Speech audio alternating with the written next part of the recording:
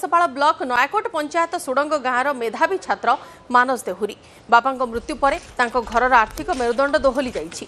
केन्दुझर धरणीधर उच्च माध्यमिक स्कूल ए वर्ष मानस 85% मार्क रखी उत्तीर्ण होगा पर निजर +3 एडमिशन पाई अर्थ जोगाड़ करने को छेली चराइबा सह पर घरे मूल लागुछंती।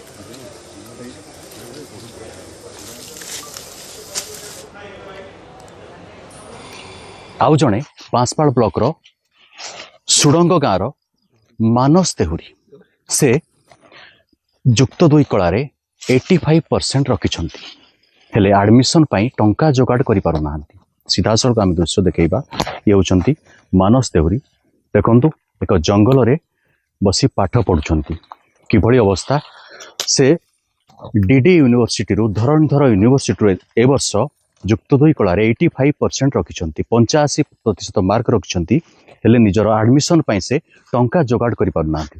देखंतु ये होची सही दृश्य सही जंगल रे बसिछंती से छेली चराउछंती एवं छेली को जगिछंती सत हेले से एठारे बसी पाठ पढ़ुछंती। ये होची तार सीधा सड़क दृश्य आम दर्शक मान देखौचे। गोटे पटे बैलोचन जुआंग एवं अन्य पटे मानस देहुरी। ये होची सही जंगल एवं सही जंगल देखंतु से छेली छाड़ी छेली चराउछंती तांकर एडमिशन पाई से जो एडमिशन करेंगे आगक पढ़े एवं निजर भविष्य गढ़े तांकर से चिंतार बर्तमान से छेली चराउछंती एवं छेली चरइबा सहित जंगल में पाठ पढ़ुछंती। एकाग्रता देखो एकाग्र चित्तर से किभଳି भाव जंगल में गोटे स्थान में सी बसिछंती एवं पाठ पढ़ुछंती। सीधा सड़क तांकर प्रतिक्रिया नबा मानस बाबू देखंतु आपण ये जो जगह ये कौ जगह एवं ये आपण कौन करछंती? सर मो ना हूँ मानस देहुरी मु जड़े कला विभाग पाठ पढ़ा +2 रे 85% मार्क रखी उत्तीर्ण होती।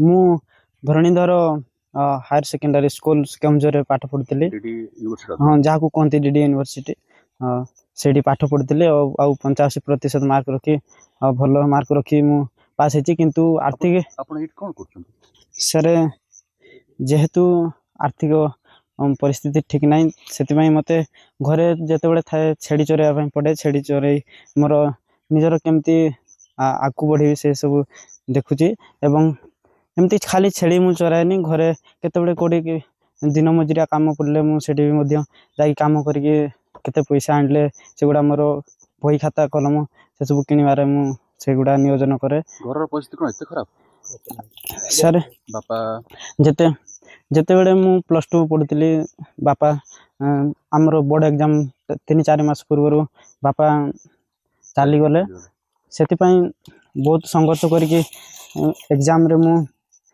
तथापि बापा चली जाते भी तथापि मु हारी नथिले माने मन भांगी नथिले भल पाठ पढ़ली एवं भल मार्क रखिली एवं तथापि एबे मध्य बापा चली गला परे आउ केमती आगु को पढ़ी जमती मोर लक्ष्य स्थल रे जमती मोर स्वप्न साकार करी से बाटर मु जमती जीवा पई एबे मध्य संघर्ष करूची बापा चली गला परे। कोठी पढ़िबे आपण बोली चिंता करछंती?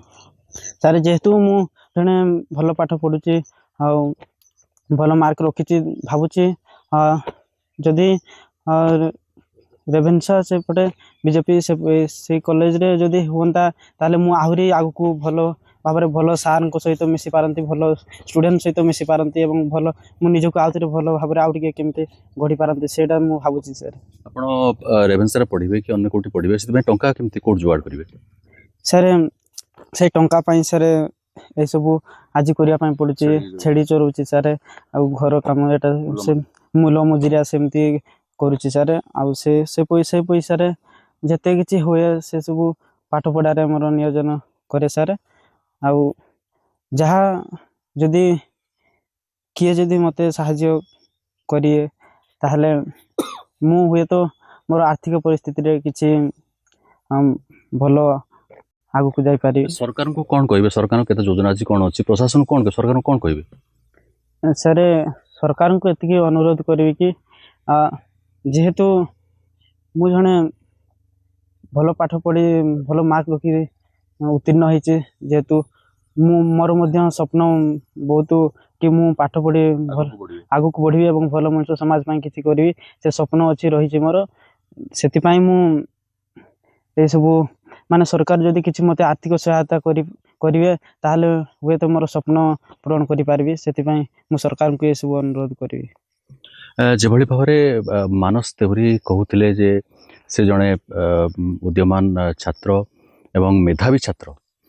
ଯଦି ସରକାର କିମ୍ବା ପ୍ରଶାସନ ତାଙ୍କୁ ସାହାଯ୍ୟ କରନ୍ତେ ସେ ନିଶ୍ଚିତ ରୂପେ ଆଗକୁ ବଢ଼ିପାରନ୍ତେ ଏବଂ ନିଜର ଭବିଷ୍ୟତ ମଧ୍ୟ ଭଲ ଭାବେ ଗଢ଼ିପାରନ୍ତେ।